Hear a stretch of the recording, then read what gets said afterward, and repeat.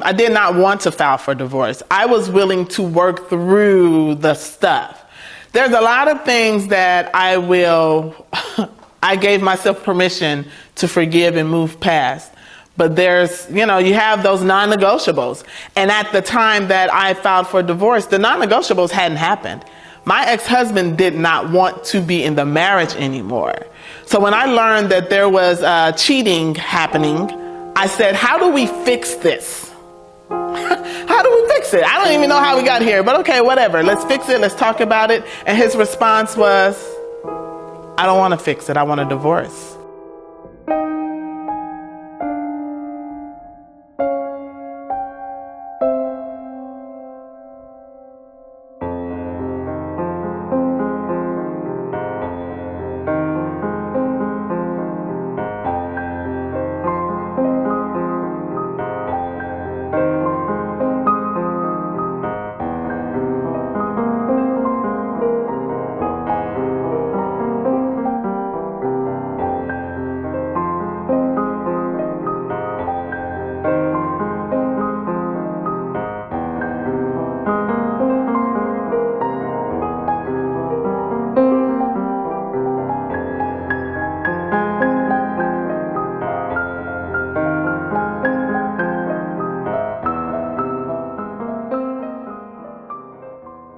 So my name is Tamora Johnson, and I was born in Arkansas, but raised in California.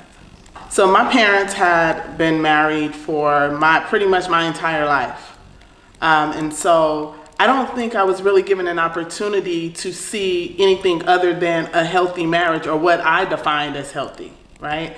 And it's so funny because right now, when I look back on growing up and what I saw as my parents being married, I don't really consider it being a healthy marriage. And that's no shade to my mom or my dad, but you do better when you know better, right?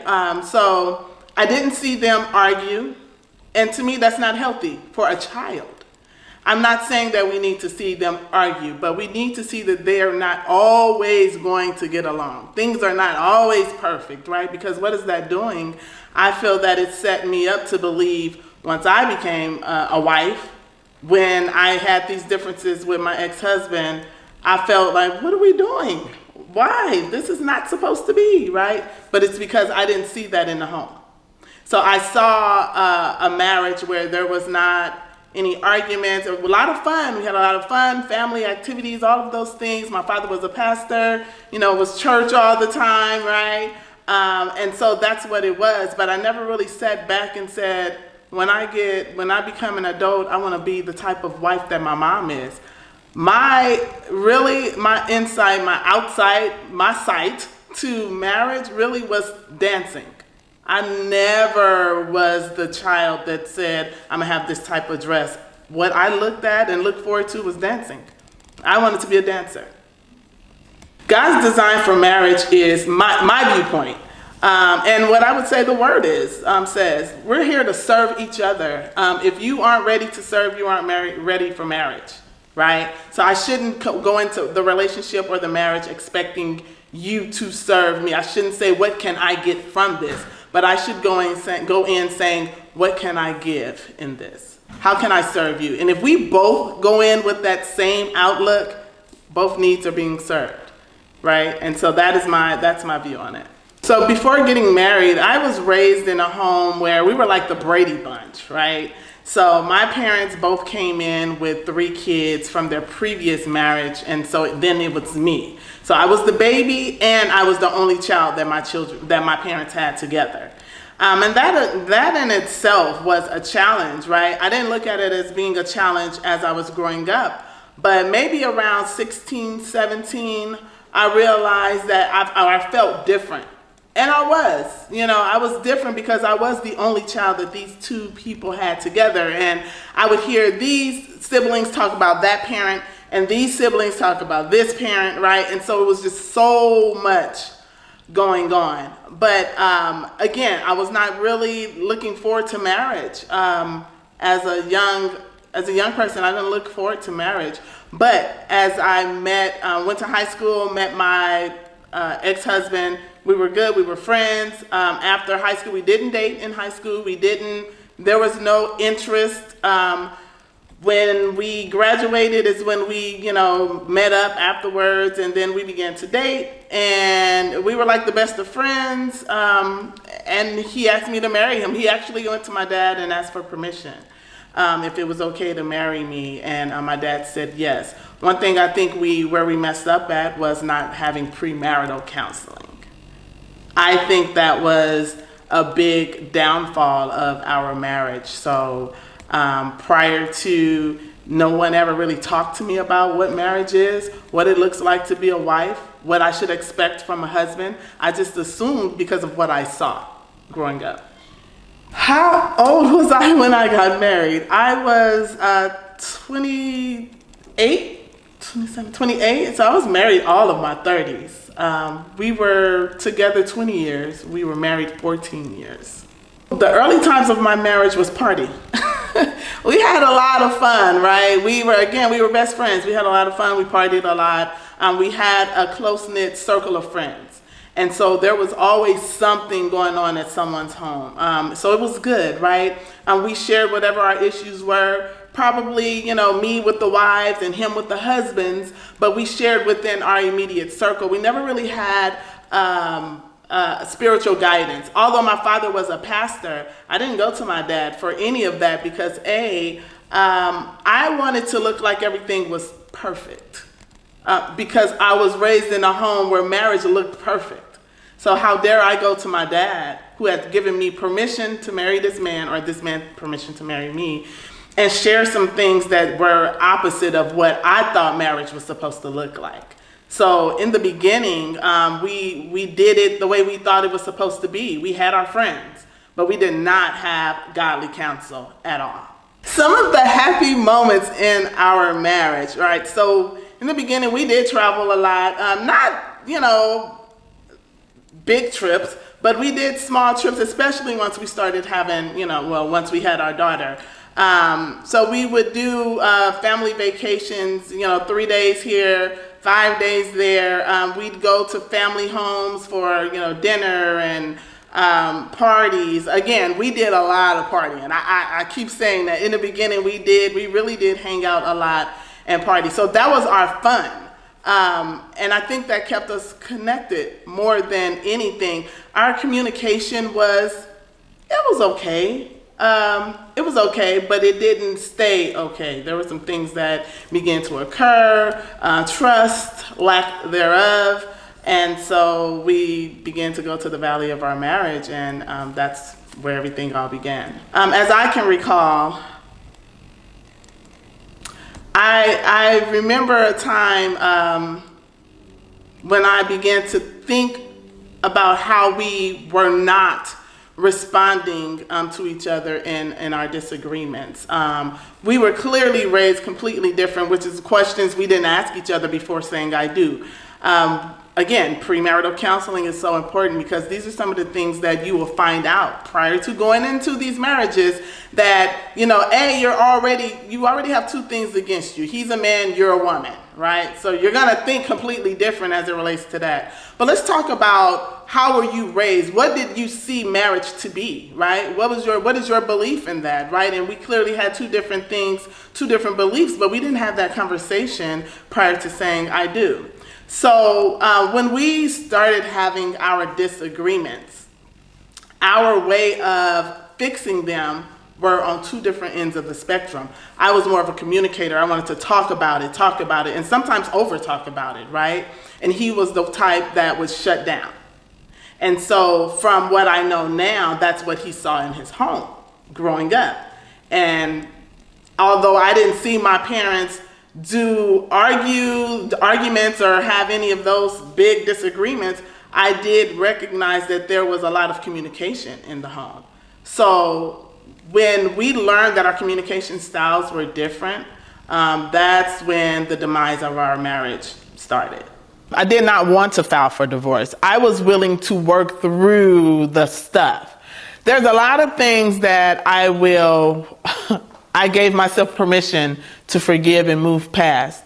But there's, you have those non-negotiables. And at the time that I filed for divorce, the non-negotiables hadn't happened. My ex-husband did not want to be in the marriage anymore. So when I learned that there was cheating happening, I said, how do we fix this? How do we fix it? I don't even know how we got here, but okay, whatever. Let's fix it. Let's talk about it. And his response was, I don't want to fix it. I want a divorce, right? And I go, wait, what? Huh? I was so surprised. Which in that time, I realized that maybe I was overlooking some things, because we'll say, I didn't see it coming. I'm not a believer of that. I was not paying attention. My head was not on a swivel. Let's use those words. Let's change the narrative, right?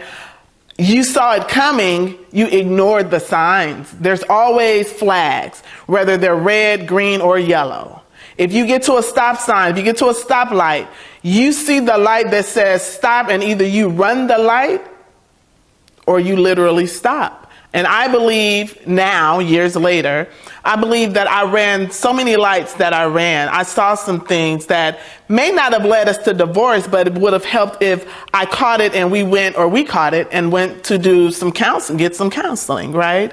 And so knowing that my ex-husband was ready to be a single man, and from his words, just because he's been married pretty much all of his adult life. So after high school, the day after we graduated, he went to the Army. He went to the service. He was married. He got married while he was there. When he got out, he, few years still married, I believe, and then divorced.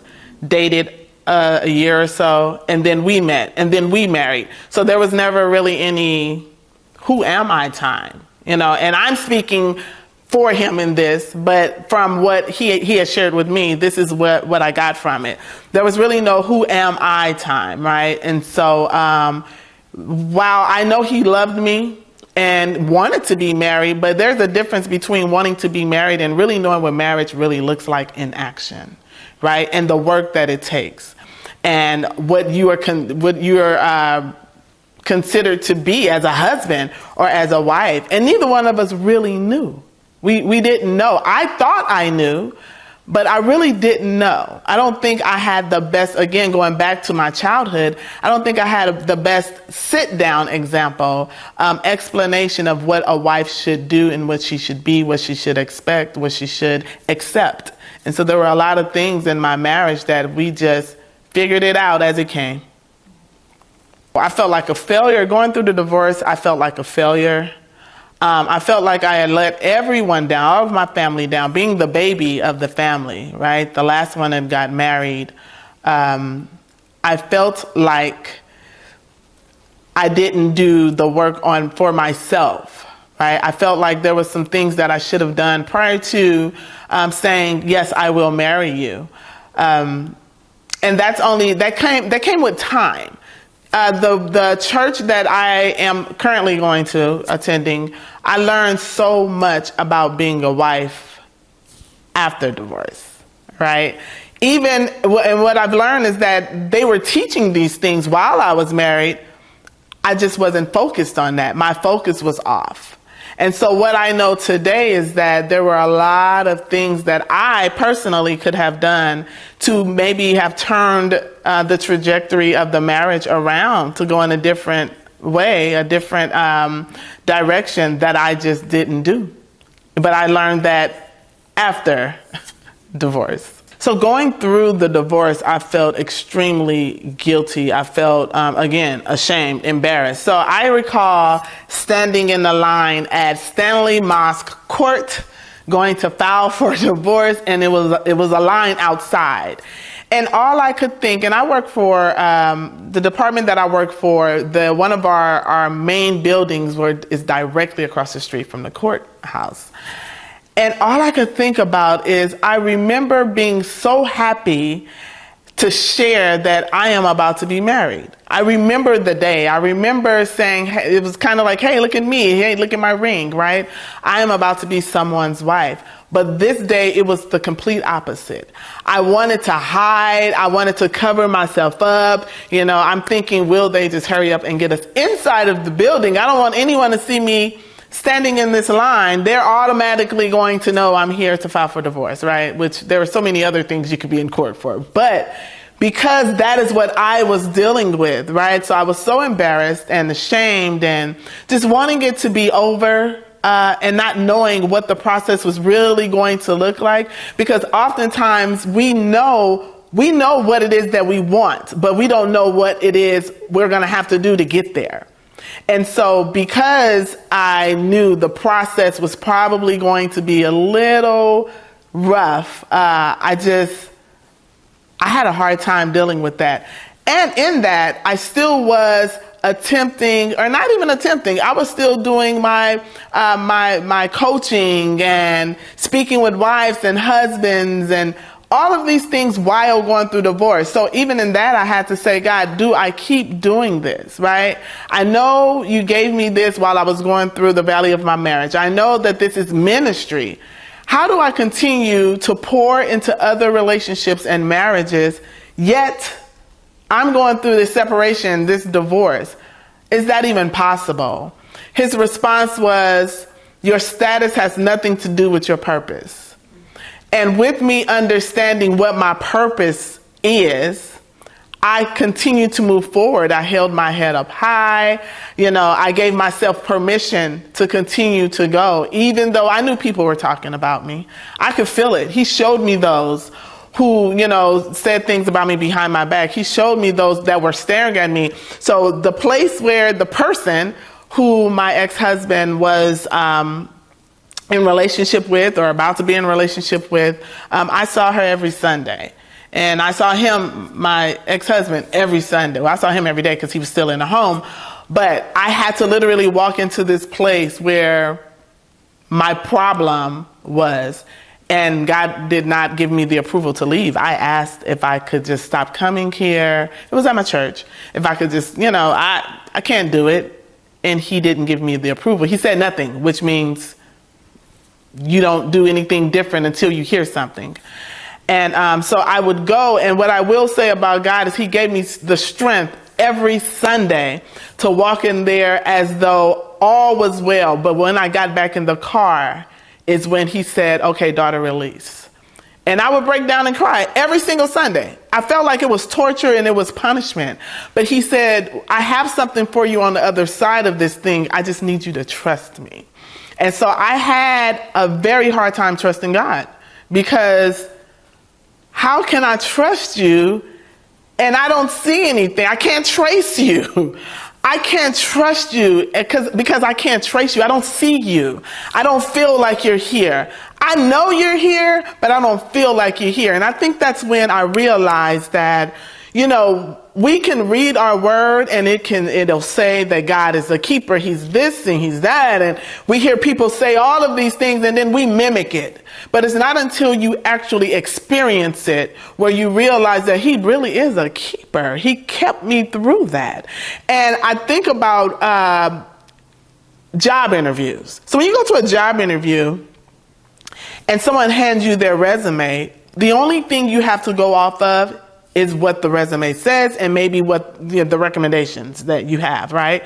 So the only thing I have to go off of is what's on paper. It's not until I actually hire you, you come aboard and I see your work ethic and I see your integrity, your morals, where I realize this goes with that or this doesn't go with that. So what I've been reading in the word, what I've been hearing my parents say about who God is, I had an opportunity to really experience the keeper, the one who kept me, the one who loved on me, the one who spoke to me, the one who encouraged me. All of those things I'd heard all these years meant really nothing until I went through divorce. And so I'm just so grateful for relationship, right? I'm so grateful for relationship because I think without it, not sure if I would have been able to make it through any of the pieces of my separation and then my divorce. How do I think my ex-husband felt while we were going through divorce? If I could put myself in his shoes, it reminds me, so I have to connect this with the story, a piece of the story. I believe he felt free. I believe my ex-husband felt free in the process of going through divorce. But at the same time, there was a little guilt there, because he does know who I am, the type of woman that I am. He does know that I am God-fearing. He does know that I add to. He does know that I am an asset. He does know all of those things, right? But in the midst of getting to know who you are, knowing who someone else is not as important, right? So I recall when going to him and asking him, so when I learned about him and the woman, I said, so were you about to have, and I didn't say it this clean, but I said it, were you guys about to have sex? Like, what's going on? And the smile and the light that came over this man's body was like, thank you for asking me. Yes, I've been wanting to tell you, but I couldn't. And in that moment, the immediate shift came where he got free and I went into bondage. The roles reversed immediately. And while he walked around, and we still lived together, and he was the nicest guy. Are you hungry? Is there anything that you need? When I say the roles reversed immediately, they reversed immediately. So when I think about what he possibly could have been thinking, going through the process of divorce, he felt free. Ultimately, he felt free. Felt a little bad because he did love me, and but he knew he didn't want it anymore, and he had an opportunity to give what he was feeling voice, and he spoke it. You know, I really wanted to be what I needed when I was going through the valley of not only the divorce, but the marriage in totality. I just wanted to be, I knew that what I had, people needed, right? Because when I was in that thing, I felt so alone. And it wasn't until after I came out and really began to talk to God that I realized that all I needed to do was reach out and ask for help. People are willing to help, but we have to be available to receive it. So I started a business, but at the time it was just ministry, right? It is a business now, it's an LLC, but at the time it was ministry. It was me trying to figure out how can I help someone who has or is experiencing what I was experiencing, while we were married. Again, when we were going through the valley of our marriage, I felt like I could not share with anyone. And it's only because I had already put this facade on that everything was perfect. We weren't having any problems.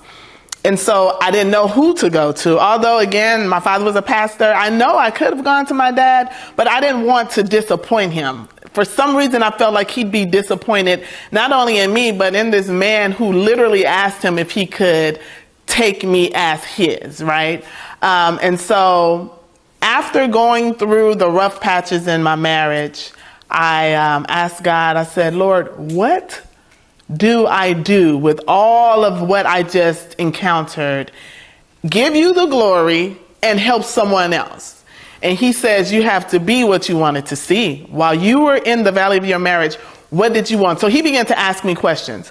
What do you feel now that you're out of it and you're looking at it from a different angle, a different scope? What do you believe you needed in that time? And I began to just sit right in my journal and say, the biggest thing I needed was someone to say, you can talk to me. I'm here. It's okay. You're not a failure. This is normal. I needed to hear that, but I was too afraid to go to people who I knew had it, could tell me these things, right? And so I just held my head up and I moved through. I processed through it, right? And the process of getting out of that valley, I'm certain, was so much longer than it had to be. And so once I got out of the valley and I talked to God and he began to direct me on what it is I needed to do with everything I learned while in the valley, because there's always a lesson, right? What he said was, in order for you to share this with others, you're going to have to be transparent. And what I do know is that my transparency is someone's road to recovery. And the only way I would be able to be transparent, or as transparent as, someone may have needed, is by my ex-husband giving me the approval to share, because it wasn't just me, it was us, right?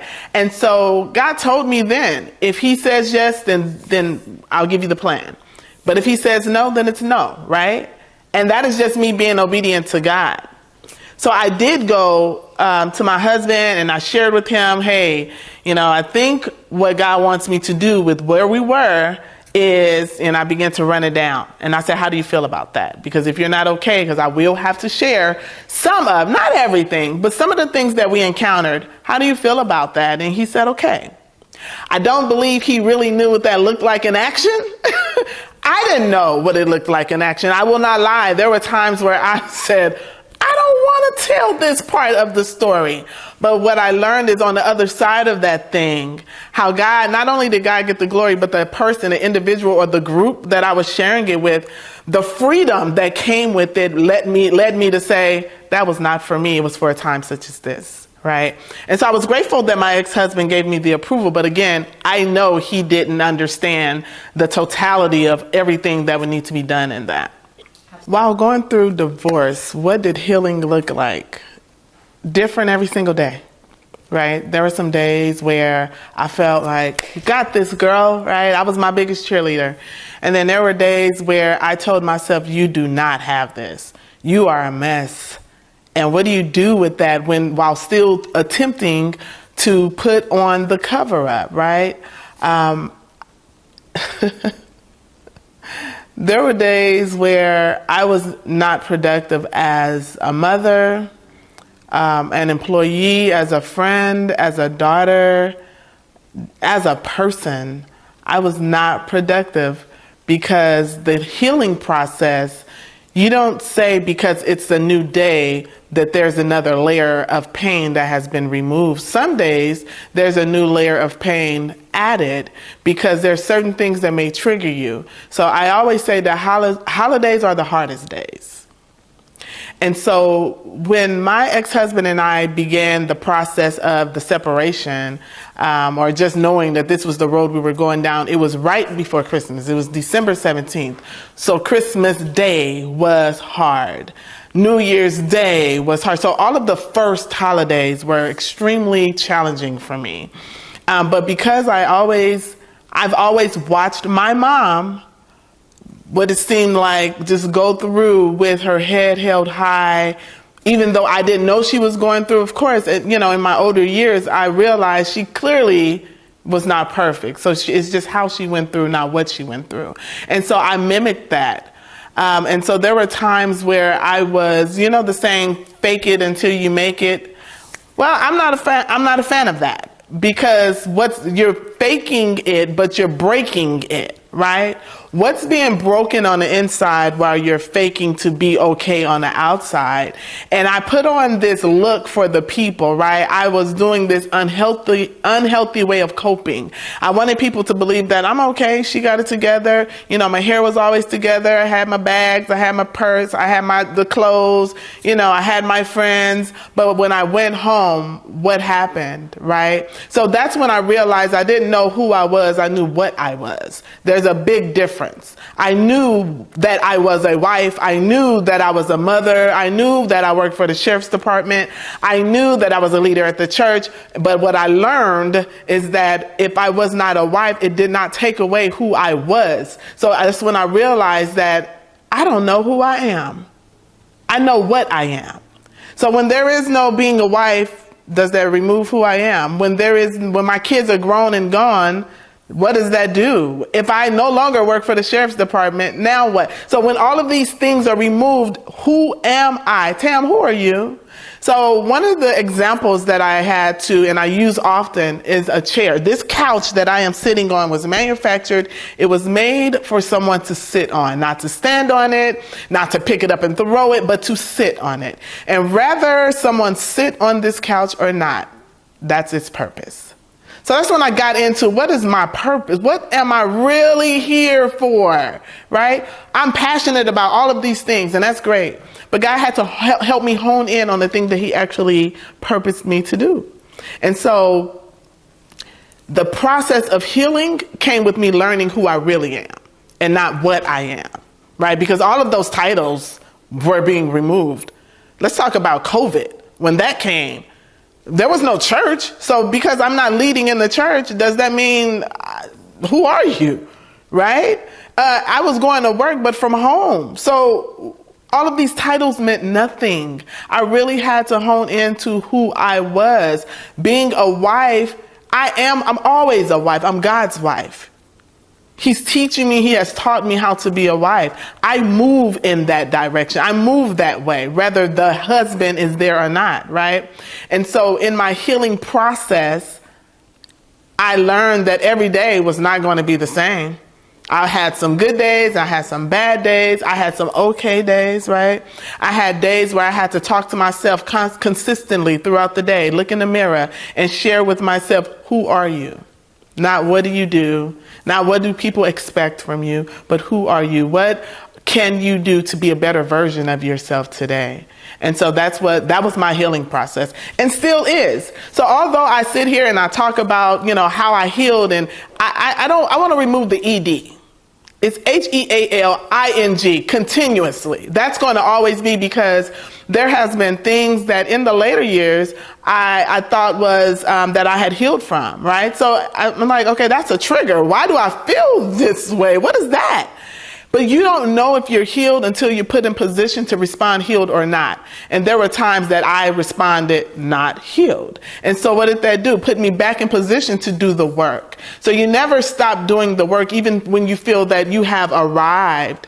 Arrive and say, okay, and so now what's to that? Because we have goals. It's good to have a goal, but you have to have a goal for the goal, or you will be stuck somewhere. Going through divorce, some of the lessons that I've learned is that it's not always about me. I had to get off of my soapbox. Going through divorce, I learned that we didn't have to be enemies. Today, my ex-husband and I are great friends. I actually look at him almost, and this sounds a little weird, but he's like my bro, right? I can share a lot with him that I wasn't able to share with him before, and I asked myself, why? It goes back to not knowing who you are. It goes back to not knowing how to trust.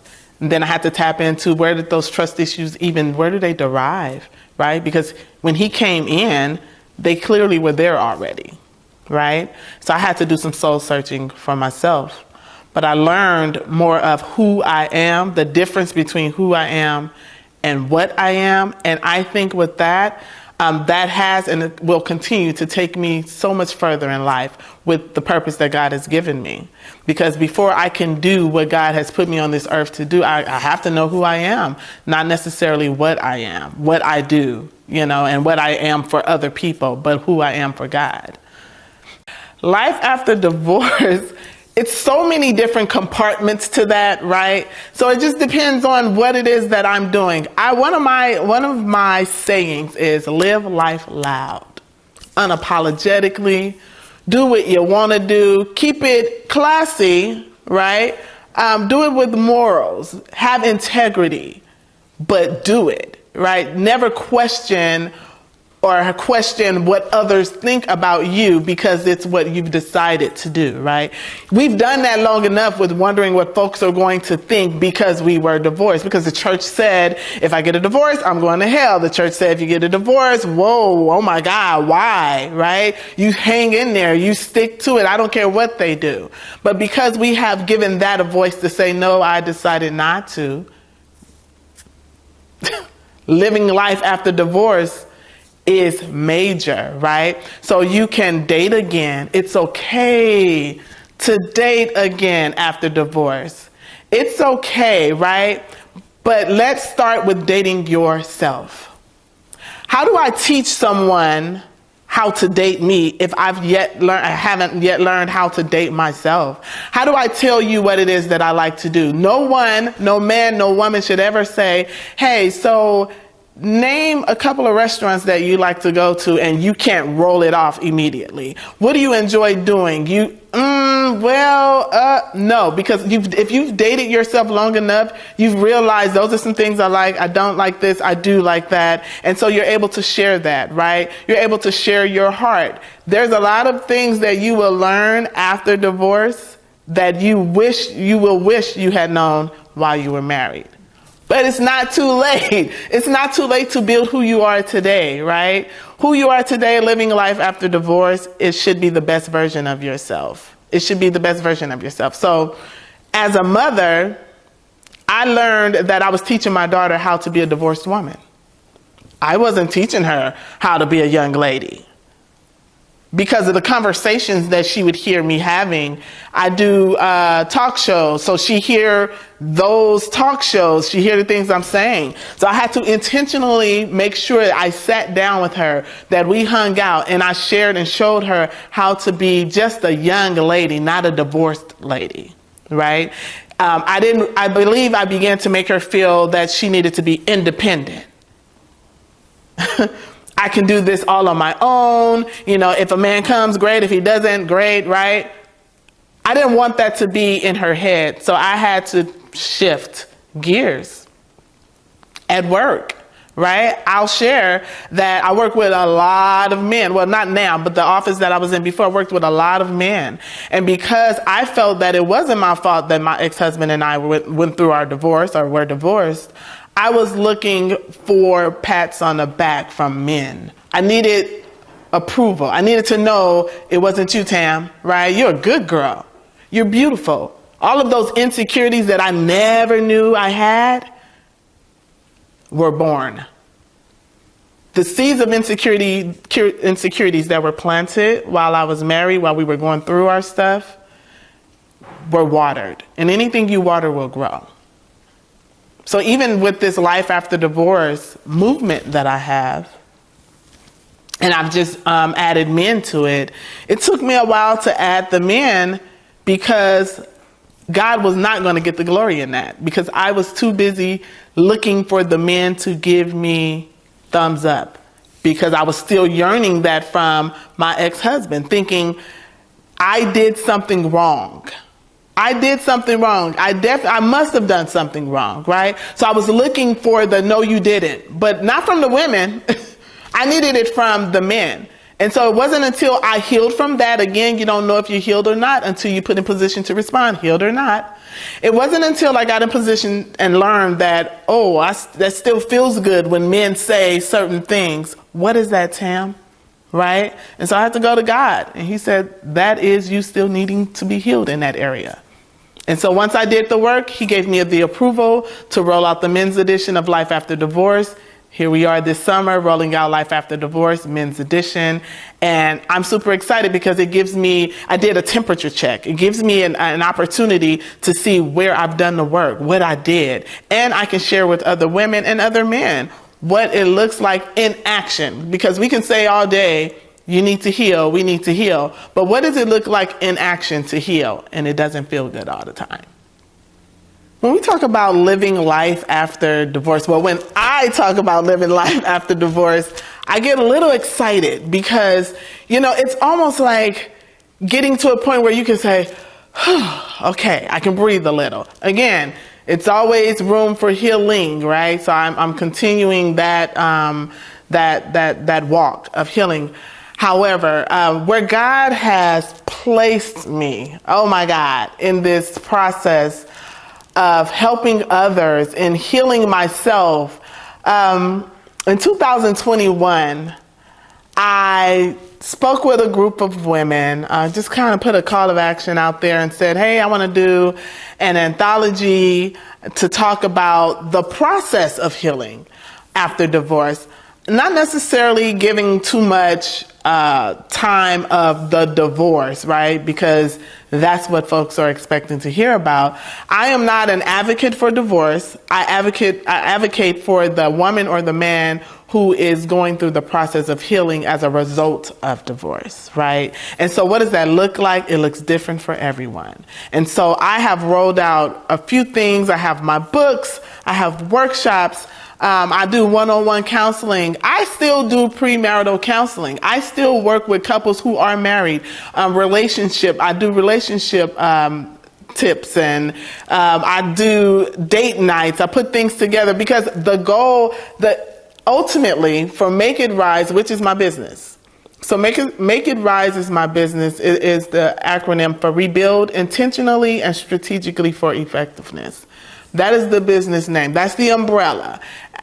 I'm thinking about McDonald's. McDonald's have all these things on its menu, right? So you can go and say, I don't like chicken McNuggets, but I like their Filet-O-Fish, so that's what I'm coming for. So Make It Rise have all these things under the umbrella. You may say, you know what, I'm actually in a relationship. I'm rocking with my dude, or we're about to get married. We need some premarital counseling. It's on the menu. You may say, I want to read this book that show and share with me how to build different policies. It's on the menu. You may say, I want to heal from going through divorce, a bad breakup. Guess what, y'all? It's on the menu. You want to sit face to face with me? I'm very personable. I'm tangible. You can call me. I don't have a secretary. You can call me, right? I want to be that person again that I needed when I was in the valley of my marriage or when I was going through divorce. So I created these workshops. I created space for us to do books, and we did a book tour all of 2021.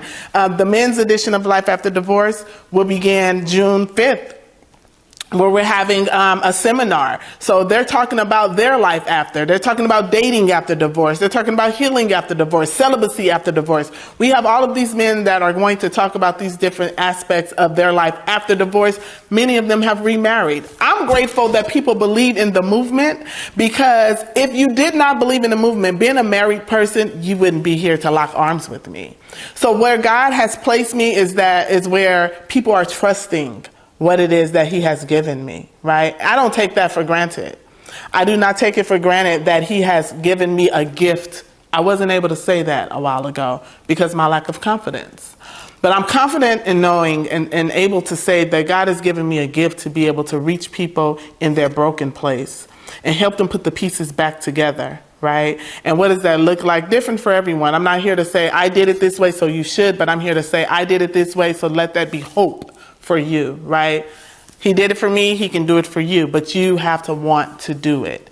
And so I am willing to lock arms with women and men and walk through the process. That is what I'm doing right now, walking through the process, going to court with ladies, and not men right now, but I have someone that I will assign to the men.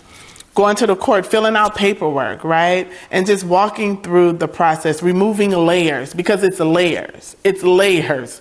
Here I am 4 years in, or 4 years out for divorce, and there's still things that I realize I still need healing with. In my dating process, right? My response to who I'm dating have me going, aha, Tam, still work to do. And when he says, what is that? I put myself, in a mature way, I put myself in the mirror and I respond to myself, what is that? Because oftentimes we put the jacket on of our ex on the new because of what we've experienced. And it's not fair to them, nor is it fair to us, especially if we are trying to go to a certain location.